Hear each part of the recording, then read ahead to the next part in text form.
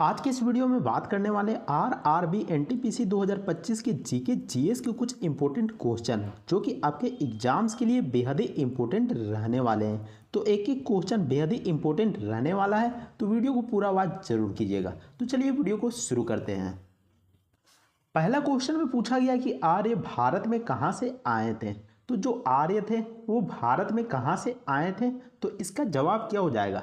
तो इसका जवाब हो जाएगा मध्य एशिया से आए थे। ऑप्शन सी बिल्कुल सही जवाब हो जाएगा, मध्य एशिया से आए थे। तो यहाँ पर देख सकते हैं कि जो आर्य थे वह मध्य एशिया के मैदानों से भारत आए थे। ऐसा माना जाता है कि वे यूराल नदी के पास के क्षेत्र से आए थे। तो नदी का भी नाम दिया गया है, यूराल नदी के पास से आए थे, जो आधुनिक कजाकिस्तान से होकर कैस्पियन सागर में बहती है।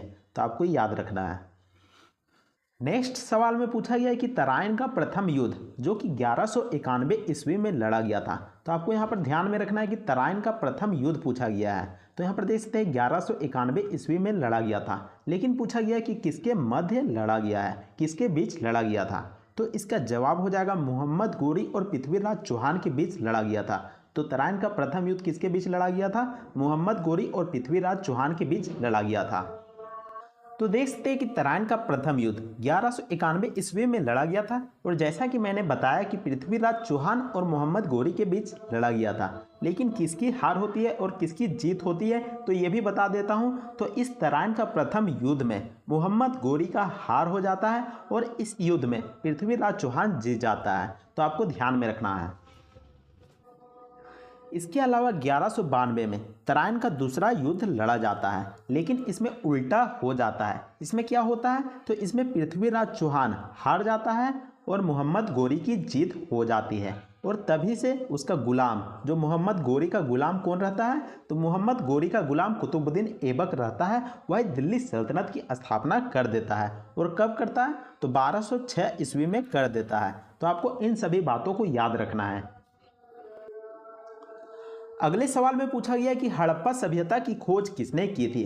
तो हड़प्पा सभ्यता की खोज किसके द्वारा किया गया था? तो इसका जवाब हो जाएगा दयाराम साहनी के द्वारा किया गया था। और कब किया गया था? तो 1921 ईस्वी में किया गया था।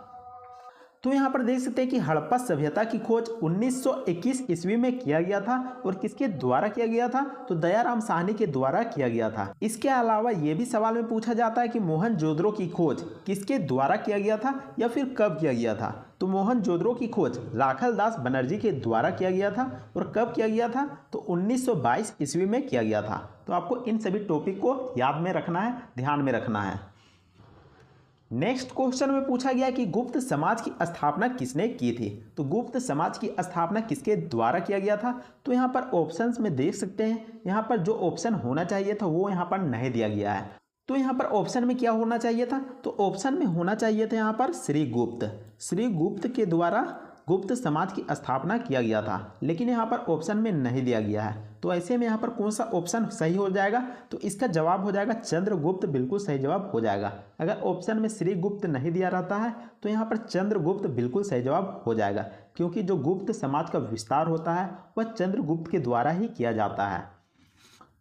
तो यहाँ पर देख सकते हैं कि गुप्त समाज की स्थापना श्रीगुप्त के द्वारा किया जाता है। और जो श्रीगुप्त होता है वह गुप्त साम्राज्य के संस्थापक के रूप में जाने जाते हैं, और जिन्होंने 240 ईस्वी से लेकर 280 ईस्वी तक शासन किया होता है। तो यहाँ पर श्रीगुप्त के बारे में बताया गया है, जो कि 240 ईस्वी से लेकर 280 ईस्वी तक शासन करते हैं। और बात करें कि गुप्त साम्राज्य का शासनकाल कब से कब तक रहता है, तो आप हमें कमेंट करके जरूर बताइएगा। इसके अलावा देख सकते हैं चंद्रगुप्त प्रथम ने गुप्त साम्राज्य का विस्तार भी किया था और उसे एक शक्तिशाली साम्राज्य भी बनाया था। तो इसी कारण कहा जाता है कि चंद्रगुप्त प्रथम को गुप्त साम्राज्य का वास्तविक संस्थापक के नाम से भी जाना जाता है। तो ऐसे में यहाँ पर चंद्रगुप्त प्रथम, जो कि यहाँ पर श्रीगुप्त की जगह पर बिल्कुल सटीक सही जवाब हो जाएगा। तो ऐसे में यहाँ पर अगर ऑप्शन में श्रीगुप्त नहीं दिया रहता है तो चंद्रगुप्त बिल्कुल सही जवाब हो जाएगा। अगले सवाल में देख सकते हैं कि बंगाल को मुगल साम्राज्य से पृथक कर स्वतंत्र किया था। यानी कि बंगाल को मुगल साम्राज्य से अलग कर दिया गया और उसे स्वतंत्र राज्य घोषित कर दिया गया। तो किसके द्वारा किया गया था? तो इसका जवाब हो जाएगा मुर्शिद कुली खां के द्वारा किया गया था। ऑप्शन ए बिल्कुल सही जवाब हो जाएगा, मुर्शिद कुली खां।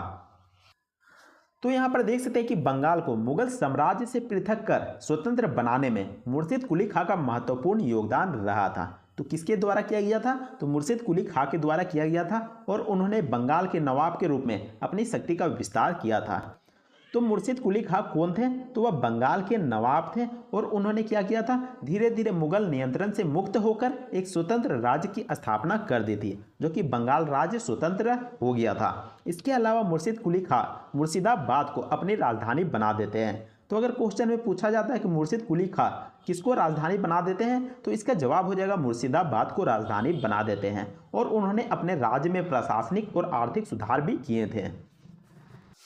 अगले सवाल में देख सकते हैं कि वह शासक जिसने एक सच्चे जैन मुनि की तरह उपवास के द्वारा शरीर को त्याग दिया था, वह कौन था? तो वह कौन था? तो इसका जवाब हो जाएगा चंद्रगुप्त मौर्य था। ऑप्शन सी चंद्रगुप्त मौर्य था। और जो चंद्रगुप्त मौर्य था उसके द्वारा मौर्य साम्राज्य का स्थापना किया जाता है, या फिर मौर्य साम्राज्य का संस्थापक कौन थे? तो चंद्रगुप्त मौर्य थे। तो आपको ध्यान में रखना है। तो यहाँ पर देख सकते हैं कि वह शासक जो एक सच्चे जैन मुनि की तरह उपवास से शरीर त्यागने में सफल हुआ, वह थे चंद्रगुप्त मौर्य। तो आपको जैसा कि मैंने बताया कि चंद्रगुप्त मौर्य अपने आप को उपवास रख के शरीर को त्याग देते हैं। इसके अलावा आपको ये भी याद रखना है कि जो सम्राट अशोक थे उसके दादा कौन थे? तो उसके दादा थे चंद्रगुप्त मौर्य। चंद्रगुप्त मौर्य सम्राट अशोक के दादा थे। वही अशोक जो कि कलिंग का युद्ध लड़ता है, वही अशोक का दादा था। इसके अलावा अपने जीवन के अंतिम दिनों में जैन धर्म में दीक्षित हो गए, यानी कि जो चंद्रगुप्त मौर्य थे वह जैन धर्म को अपना लिए और जैन मुनि भद्रबाहु के साथ श्रवण बेलगोला चले गए।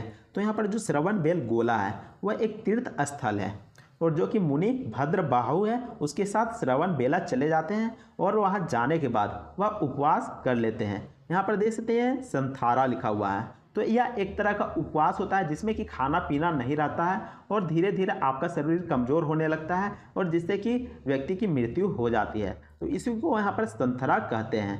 और जैन धर्म में संथरा को एक पवित्र कार्य माना जाता है और इस विधि के तहत चंद्रगुप्त मौर्य अपने शरीर को त्याग देते हैं। अगले सवाल में देख सकते हैं कि किस अवधि में रामायण एवं महाभारत की रचना हुई थी? तो किस काल में रामायण एवं महाभारत की रचना की गई थी? तो इसका जवाब हो जाएगा आर्य अवधि में किया गया था। ऑप्शन डी आर्य अवधि में किया गया था। नेक्स्ट क्वेश्चन में देख सकते हैं कि अंग्रेजों ने फूट डालो और शासन करो की नीति कब अपनाई थी? तो आपको मालूम होगा कि 1857 ईस्वी की क्रांति हुई थी और 1857 की क्रांति को हम भारत का स्वतंत्रता संग्राम के नाम से भी जानते हैं। तो इसका जवाब हो जाएगा 1858 ईस्वी में अपनाया गया था। ऑप्शन सी बिल्कुल सही जवाब हो जाएगा। अगले क्वेश्चन में देख सकते हैं कि विधवा पुनर्विवाह कानून कब बना था? तो विधवा पुनर्विवाह कानून कब बनाया गया था? तो इसका जवाब हो जाएगा 1856 ईस्वी में बनाया गया था। ऑप्शन बी बिल्कुल सही जवाब हो जाएगा। तो यहाँ पर देख सकते हैं कि विधवा पुनर्विवाह कानून जो कि हिंदू विधवा पुनर्विवाह अधिनियम 1856 के तहत बनाया गया था। तो इस कानून को कब पारित किया गया था? तो इस कानून को 16 जुलाई 1856 ईस्वी में पारित किया गया था, लेकिन लागू अलग डेट में किया गया था। तो कब किया गया था? तो 26 जुलाई 1856 ईस्वी में लागू किया गया था, यानी कि मात्र 10 दिन के बाद इस कानून को लागू कर दिया गया था। और इस कानून के बनने के बाद विधवा फिर से दोबारा से विवाह कर सकती थी। और इसके अलावा इस कानून को पारित करने में किसका महत्वपूर्ण योगदान रहा था? तो इस कानून को पारित करने में सबसे अधिक महत्वपूर्ण योगदान ईश्वर चंद्र विद्यासागर का रहा था। तो आपको ध्यान में रखना है।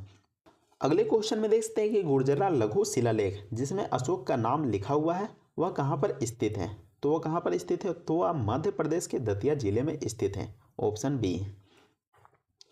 तो यहाँ पर देख सकते हैं गुर्जरा लघु शिलालेख जो कि मध्य प्रदेश के दतिया जिले में स्थित है और इस शिलालेख में अशोक का नाम लिखा गया है।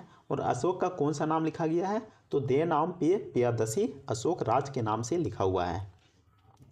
तो उम्मीद करते हैं कि आपको यह वीडियो और जानकारी पसंद आता है तो वीडियो को लाइक कीजिएगा और चैनल को भी सब्सक्राइब जरूर कर लीजिएगा। तो मिलते हैं नेक्स्ट वीडियो में, तब तक के लिए जय हिंद, वंदे मातरम।